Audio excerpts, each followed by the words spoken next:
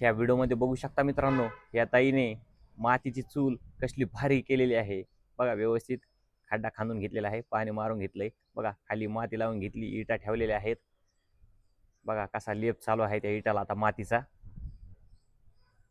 बघा.